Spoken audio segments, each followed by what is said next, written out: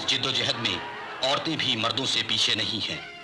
ख़वातीन रहनुमाओं में बेगम शाहनवाज, बेगम लियाकत अली खान, बेगम अब्दुल्ला हारून, बेगम हिदायतुल्लाह, बेगम शमसुन नहार महमूद, बेगम शाइस्ता इकरामुल्लाह आगे हो। पाकिस्तान के हुसूल में अभी बहुत से हफ्तख्वां तय करना है। हिंदू किसी सूरत में बर्रे सगीर की तकसीम को गवारा करने पर तैयार नहीं। वो अपनी अक्सरियत के जोम में हैं और पूरे बर्रे सगीर को अपनी और सिर्फ अपनी मीरास समझते हैं। 1942 ईस्वी में जंगी सूरत हाल अंग्रेज़ों के लिए खासी परेशान कुन है। बर्रे सगीर की सियासी जमातों से समझौते के लिए सर स्टैफोर्ड क्रिप्स आते हैं। वो नौआबादियाती हुकूमत और नए दस्तूर की पेशकश लाए हैं जिसे जंग के बाद बर्रे सगीर के लोग खुद बनाएंगे। कांग्रेस फौरी तौर पर हुकूमत खुद इख्तियारी का मुतालिबा करती है और लीग की कायदे आज़म पाकिस्तान की ज़मानत चाहते हैं। गुफ्तगू नाकामी पर ख़त्म होती है और बरतानवी हुकूमत अपनी पेशकश वापस ले लेती है।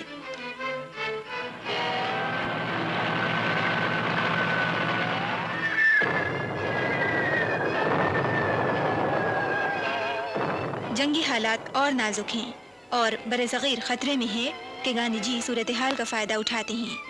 वो अंग्रेज़ों से फ़ौरन बर्रे-सग़ीर छोड़ देने का मुतालिबा करते हैं।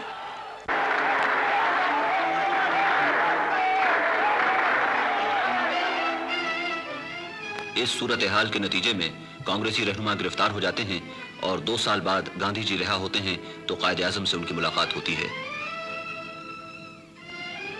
यह सितंबर 1944 है। 1945 में दूसरी जंग अजीम खत्म हो जाती है, लेकिन बर्रे सगीर की सियासी सूरत हाल नाजुक है। वायसराय शिमले में रहनुमाओं की कॉन्फ्रेंस तलब करता है। पंडित नेहरू हर हालत में कांग्रेस के मसलक की जिम्मेदारी करने आए हैं। मास्टर तारा सिंह सिखों के नुमाइंदे हैं और कायदे आज़म ये अज़्म लेकर आए हैं कि पाकिस्तान का उसूल मनवाए बगैर कोई समझौता नहीं करेंगे।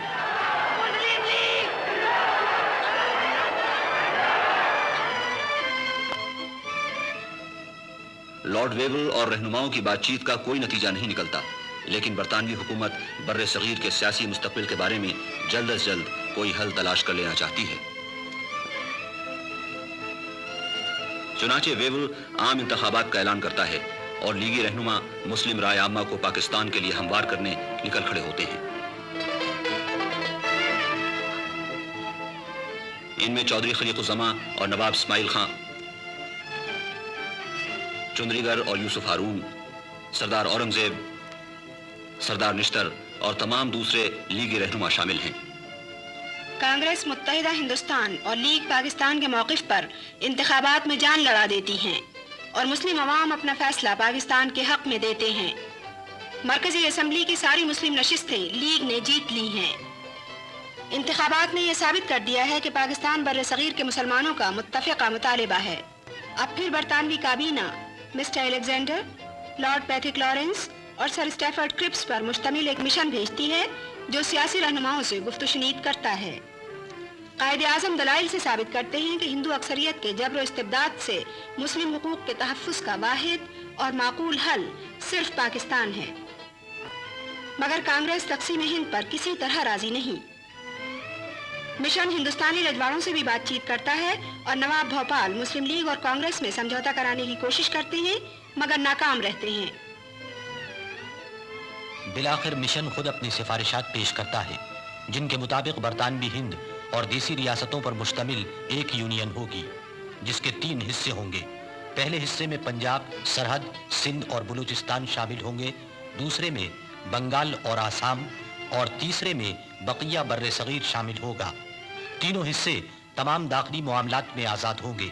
मरकज़ के पास सिर्फ दिफा, खारिजी मामलात और मवासिलात के महकमे रहेंगे।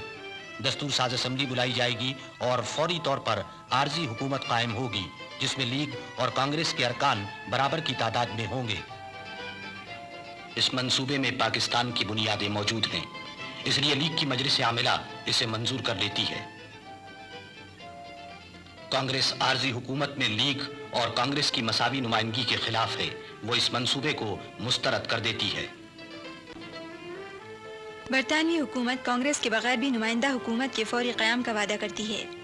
वायसरॉय अपनी काउंसिल में शमूलियत के लिए 5 कांग्रेसी 5 لیڈرز اپنے زیادہ وزیر چاہتی ہے اور وائسرائے اپنے وعدے کے خلاف کانگریس کے بغیر وزارت بنانے پر تیار نہیں۔ قائد اعظم انگریزوں کی اس وعدہ خلافی پر مشن کے منصوبے کو مسترد کر دیتے۔ 1946 کو سارے بر صغیر میں مسلمان مظاہرے کرتے ہیں اور انگریزوں کے دیے ہوئے خطابات واپس کر دیے جاتے ہیں۔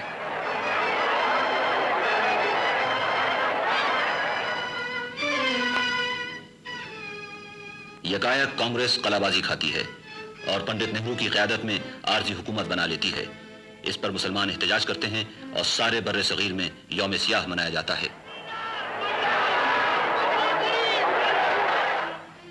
عارضی حکومت میں لیگ کی شمولیت کے لیے قائد اعظم سے وائسرائے کی گفتگو جاری ہے اور آخر کار قائد اعظم کی اجازت سے لیاقت علی خان کی قیادت میں لیگ کے 5 ارکان عارضی حکومت میں شامل ہو جاتے ہیں۔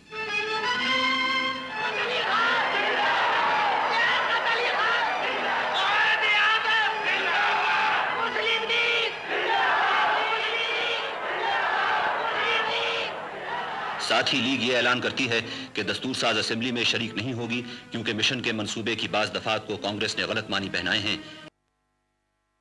وزیر اعظم اور لیاقت علی خان برطانوی وزیر اعظم کے قیام گاہ پر پہنچتے ہیں۔ طویل گفت و شنید کے بعد مسٹر ایٹلی اور ان کی حکومت مشن کے منصوبے کو اس مفہوم کو صحیح بتاتے ہیں جو لیگ نے سمجھا ہے۔ I am very happy that I am at this function.